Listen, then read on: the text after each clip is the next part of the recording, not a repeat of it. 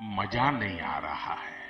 हम करते हैं प्रबंध, आप चिंता। लोग इतना इनके विरोध में उतर गए हैं, चाहे युवा हो, महिलाएं हो, गरीब हो, वंचित हो, ये सीधे कहते हैं राजद के लोग हैं, सीने पे हम बुलडोजर चढ़ा देंगे। ये भाषा है। ललन सिंह वाली भाषा भी तो आपको वहां के लोगों ने बताई ना, कह रहे थे घर में पैक कर दो। तो ये सारी भाषाएं दिखा रही है। आप कह रहे थे वोट परसेंटेज बढ़ रहा है, जानते थोड़ा बहुत कैसे बढ़ रहा है? इनके लोग बढ़ा रहे हैं। लोग कैसे बना रहे हैं? राकेश सिन्हा जी राज्यसभा सांसद रहे, पहले दिल्ली में वोट गिराए थे फरवरी में, अब बिहार में भी आके वोट गिरा है। ऐसे बहुत सारे लोग हैं जिनकी तस्वीरें तैर रही हैं। कभी किसी राज्य में वोट गिराते हैं, जहां चुनाव होता है यहाँ पहुंच जाते हैं चुनाव। आप ही का News 24 का ही रिपोर्ट आज हम देख रहे थे। हर जगह लोग घूम रहे, कितने लोगों का नाम कटा है ये खुद आप ही लोग का चैनल दिखाया है। और सारे गरीब, वंचित, दलित, पिछड़े लोग हैं जिनका नाम कटा है, जिसके लिए SIR पर हमने इतनी लंबी चर्चा की। लेकिन आज भी हमें तस्वीर देखने को मिली, वो दुखद है। लेकिन फिर भी मैं ये मानती कि बदलाव बिहार देखेगा। आपकी रिपोर्ट क्या आ रही है प्रियंका? क्योंकि थके हुए, हारे हुए लोग बिहार में 20 सालों में जो तबाही लेके आए हैं उससे निकालेंगे। आपकी रिपोर्ट क्या आ रही है? अपनी ग्राउंड रिपोर्ट बता दीजिए, आपकी पार्टी की आपकी रिपोर्ट क्या है? हमारी रिपोर्ट ये है कि जब हम महिलाओं के बीच जा रहे हैं तो महिलाएं ये कह रही हैं कि अगर पैसा दे दिया तो हमको खरीद लिया क्या? चुनाव के पहले देते तो इसलिए हम वोट देंगे अपने बच्चों की नौकरी के लिए, ताकि उनका भविष्य सुनिश्चित हो। ये ना हो कि इन नेताओं के बच्चे बाहर जाएं, विदेशों में पढ़े और हमारे बच्चों के लिए अच्छी यूनिवर्सिटी तक ना हो, नौकरी रोजगार के साधन ना हो। तो इसलिए बदलाव होगा। और आप देख लीजिएगा मानव जी, जिस दिन पोस्ट पोल सर्वे आएगा आपको देखने को मिलेगा कि सबसे ज्यादा अगर महागठबंधन को किसी ने वोट किया है तो सिर्फ वो दलित पिछड़े नहीं होंगे, वो साथ ही साथ यूथ होंगे, across every caste, every religion. Youth अपना भरोसा दिखा रहा है। ओके। पूछ रहे थे अपने पत्रकार से क्यों डांटा उनको, पता है क्यों डांटा? क्योंकि जिस आदमी से वो बात कर रहे थे वो शराब पिया हुआ था, इसलिए डांटा। और ये लाइव आ गया कि बिहार में शराबबंदी का क्या हाल है, इसलिए वो बोले कि पुलिस को बुला देंगे, नहीं तो निकलो यहाँ से। ये स्थिति है बिहार की। तो बदलाव होगा, क्योंकि आपने जितने रिपोर्टर्स को चलाया आप सबको सुन लीजिए, सारे युवा बोल रहे हैं कि इस बार हम बदलाव के लिए ही सरकार ला रहे हैं, इसलिए तो ये लोग इतना बौखलाए हुए हैं। हमारे डिप्टी CM कह रहे हैं कि ये सब गुंडाई कर रहा है। अगर आप सरकार पर सवाल उठा रहे हैं तो इनको गुंडाई दिख रहा है। बोल रहे हैं राजद का लोग गुंडाई कर रहा है, सबके सीने पर बुलडोजर चढ़ाया जाएगा। जिन्होंने दोनों के शासनकाल को देखा है, उन्होंने स्पष्ट किया कि जो बदलाव बिहार में 2005 के बाद हुई है वो बदलाव है कि जो मूल समस्याएं थी बिहार की, और जो बेसिक हम कहते हैं, जैसे कि हम कहते हैं ना कि एजुकेशन आपको किसी जॉब को करना है मानक जी, तो आपको हायर एजुकेशन करने के पहले आपको प्राइमरी एजुकेशन लेना होता है। तो आपको जब बिहार में सुशासन की सरकार नहीं होती, बिहार में सुरक्षा नहीं होती, बिहार में सड़क नहीं होता, बिजली नहीं होता, स्वास्थ्य की व्यवस्था नहीं होती, रोजगार नहीं होता और महिलाओं की भागीदारी नहीं होती, तो शायद आज इतना बदलाव बिहार नहीं मिलता। वही RJD के आप रैली में देखेंगे जिस तरह से बच्चों को सिखाया जा रहा है, वो बच्चों को मनोबल बढ़ाया जा रहा है कि कैसे कट्टा बोलेंगे जब तेजस्वी यादव आएंगे। इस तरह से जीविका दीदी जो एक तरह से बिहार की महिलाएं जो अपने परिवार और अपने राज्य के विकास में सहयोग दे रही हैं, क्योंकि उनके माथे पे एक कलंक था, उनके माथे पे एक टीका था कि आप चार दीवारी के अंदर ही रहेंगे, चाहे वो परिवार चाहे वो समाज ने भी उनके साथ में दुर्व्यवहार किया है। मैं सिर्फ व्यक्ति की बात नहीं करूंगी, प्रशासन ने भी दुर्व्यवहार किया, सरकार ने भी किया, लेकिन नीतीश कुमार जी ने उन महिलाओं के हाथों को मजबूत किया। मानक जी अगर आप कहिएगा तो हम जरूर विजय सिन्हा जी वाला वीडियो चला देंगे जिसमें वो बहन की गालियां दे रहे हैं। डिप्टी CM बहन की गालियां दे रहे हैं लोगों को और खुल करके बोल रहे हैं, धमका रहे हैं कि सीने पर बुलडोजर चढ़ा देंगे NDA की सरकार आई तो। दलित पूछ रहा है पर ये तो बुलडोजर चलाना ये लोग सीखे हैं, इसके अलावा सीखे क्या है? भाजपा तो नफरत करती है दलितों से, पिछड़ों से, वंचितों से। तो जो विजय सिन्हा जी गुंडाई कर रहे थे, लफंगाई कर रहे थे, उसका जवाब आम जनता ने बहुत बखूबी दिया है।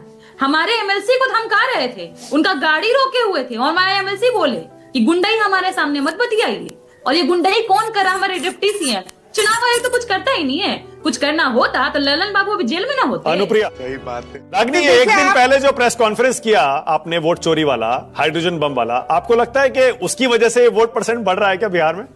कि जो बिहार चुनाव का पहला चरण है वो NDA ठगबंधन के ताबूत की आखिरी कील साबित होने जा रहा है। 60-61 की बात की कि इतनी सीटें हमारे पास थी, इतनी सीट उनके पास थी। अब आप ही के जो रिपोर्टर्स थे उन्होंने 4 अलग अलग विधानसभाओं में बात की, जिसमें करीब 3.5 विधानसभाओं ने ये कहा। उन्होंने बात की मोकापा में, हाजीपुर, छपरा और लालगंज को छोड़कर बाकी सब जगह ये कहा कि परिवर्तन की लहर है, परिवर्तन की बहार है, तेजस्वी सरकार है। एक व्यक्ति ने तो वहां ये तक कहा कि राहुल बहुत बढ़िया आदमी है और मोदी ने देश को बेच दिया मुझे है। पता था आप ये मिस नहीं करेंगी। बात बता रही हूँ। मुझे पता तो था। मैं समझती हूँ कि देखिए बिहार की जनता जो है ना, उसकी राजनीतिक चेतना गजब की होती है। हाँ। तो दोस्तों, आरजेडी प्रवक्ता प्रियंका भारती जी ने और कांग्रेस प्रवक्ता रागिनी नायक जी ने जेडीयू प्रवक्ता अनुप्रिया जी की क्लास लगा के रख दी। तो आप लोग इसी तरह हमारे साथ वीडियो में आखिर तक बने रहे और अपना राय कमेंट बॉक्स में दे।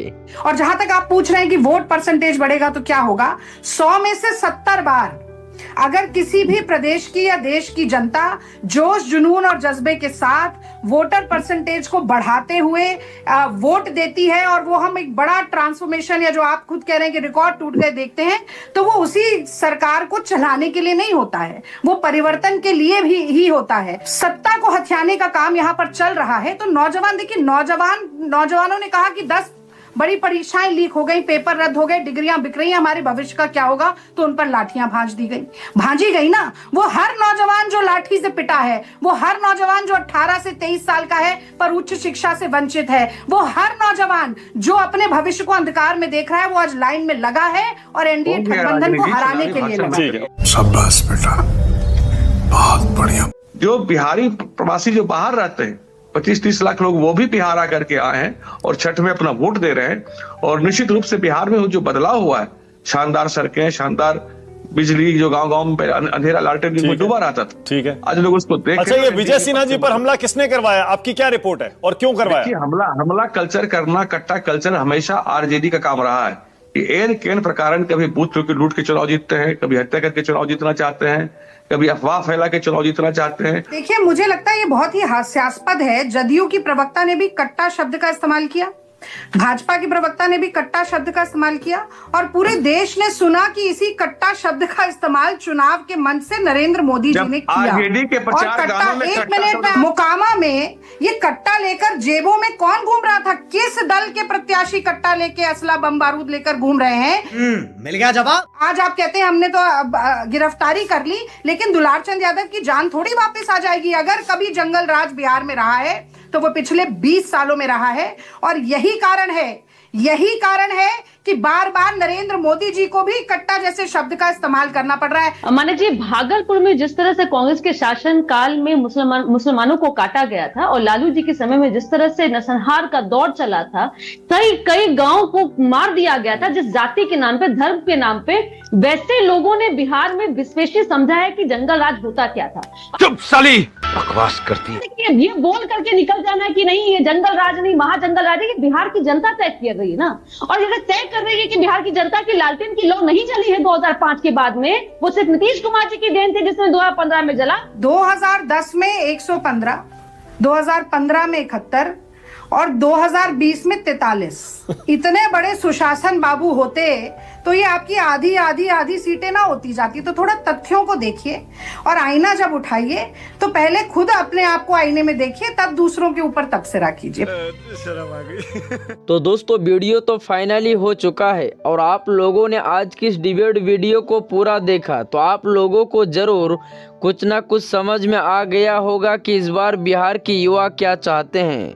तो आप लोगों को अगर पता चल गया होगा कि इस बार बिहार की जनता क्या चाहते हैं, तो आप लोग अपना राय कमेंट सेक्शन में दीजिएगा।